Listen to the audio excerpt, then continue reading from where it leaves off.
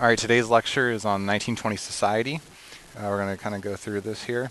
The first thing we're going to talk about is the new urban scene. We have urban cities becoming like the place to be, and they're not now only a place where the poor can live, it's a place where life can be created and there can be a fun life. And, um, there's a lot of work, but there's also a lot of play as well. And people that lived in the cities now were not just the poor, but they were people that were more progressive in their thinking. So they tolerated things like drinking, gambling, and casual dating. So it became a fun place to live. We start to see um, saloons and then eventually speakeasies because of the prohibition that we're going to talk about here in a second. But it's like where the club atmosphere of today would be. Okay, so prohibition happens. Um, the people believe that liquor equal corruption, and in order to get rid of corruption, you get rid of liquor. In order to do this, we passed the 18th Amendment, and the 18th Amendment was it prohibited the sale, transportation, and movement of alcohol. So in order to do that, we created something called the Volstead Act, and the Volstead Act establishes the Prohibition Bureau, which carries out the 18th Amendment. All right, and with prohibition, we have speakeasies, and speakeasies would be underground or secret saloons and nightclubs where people could drink illegally. Okay, and they called it a speakeasy because they said be quiet and speak easy when you're talking about these bars and clubs that people would go to. You typically needed a password or you needed to present a card to get in, and this was more of like an upper class, upper middle class society where if you had money, you could go because drinking was expensive because it was illegal, so you had to get it here somehow. So there were bootleggers. Bootleggers were people that smuggled alcohol from Canada, Cuba, and the West Indies into the country, and then the bootleggers would bring it to these clubs and sell it, and that's how they would make their money.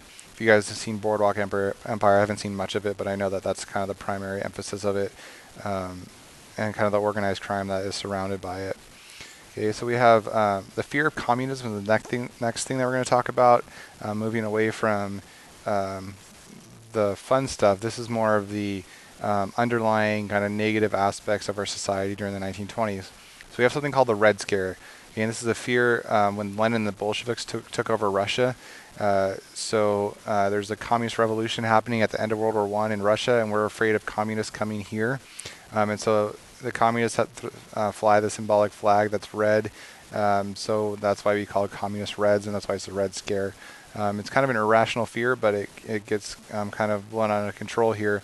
And it's going to happen again. We'll have a second Red Scare during with the Cold War when we're actually kind of like warring against the Soviet Union. So communism cried out for a worldwide revolution that would abolish capitalism everywhere. Everyone would have equal ownership of property, and there would be no poor, there would be no rich. Everyone would be just right in the middle, and that's kind of the goal of communism. So there's a communist party formed in the United States, and there's 70,000 radicals that are involved. And the public began to become fearful of communists. People started mailing bombs to government leaders, and the U.S. Attorney General Mitchell Palmer ends up calling it the Red Scare, and he's going to kind of take action to try to get rid of communists because he feels that they are the biggest threat to our country.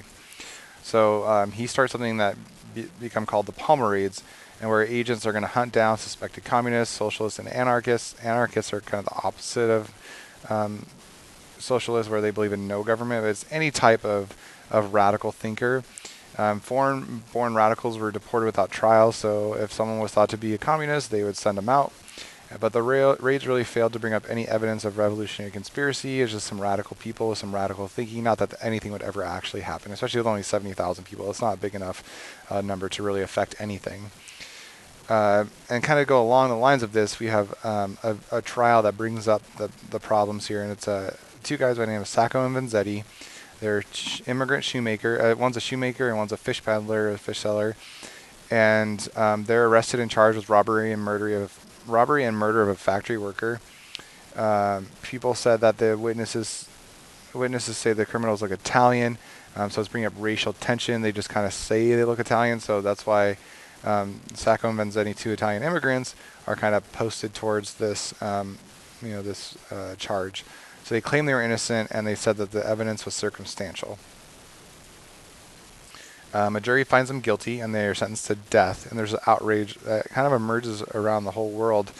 And some people believe that because they were radicals, believe that they were only sentenced, or that they were charged because of their radical beliefs, and some thought it was because they were immigrants. So it's kind of two things against them.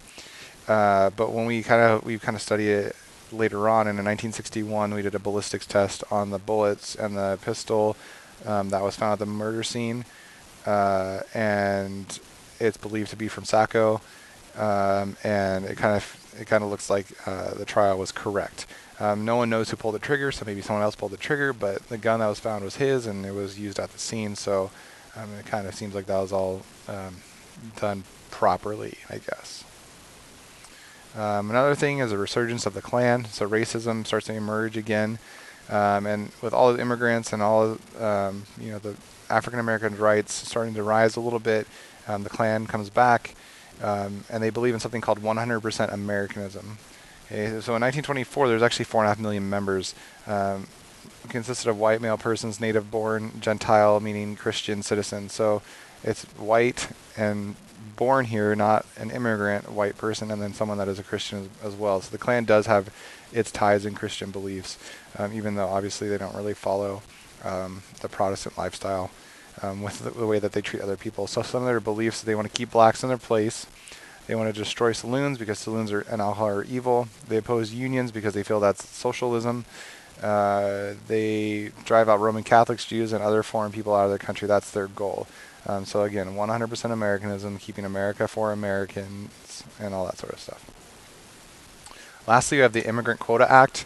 And so after World War I, the number of immigrants skyrocketed 600%. I mean, Europe's in shambles. So we have like these new immigrants that are coming in that are from different parts of Europe. So nativists began to pressure the government to limit immigration.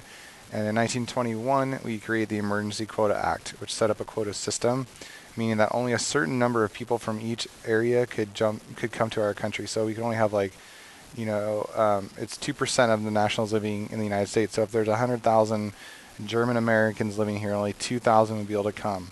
2,000 German Americans would be able to come. So it's really limiting it. So if you look at this this funnel here, so all these people want to come in from Europe up here, but only a few are able to get out because they put that limit on. And then another thing it does is it prohibits Japanese immigration. So again, like we have the Chinese Exclusion Act, now we have like a Japanese Exclusion Act. And this is really important. We're going to come back to it when we talk about World War II and Pearl Harbor. So kind of keep this in your mind that, in 1921, we were limiting Japanese from coming here. So it's really going to affect their mindsets on how they feel about the United States. All right, and kind of this really unjust Immigrant Quota Act right here. All right, and that's going to be it. So thanks for listening.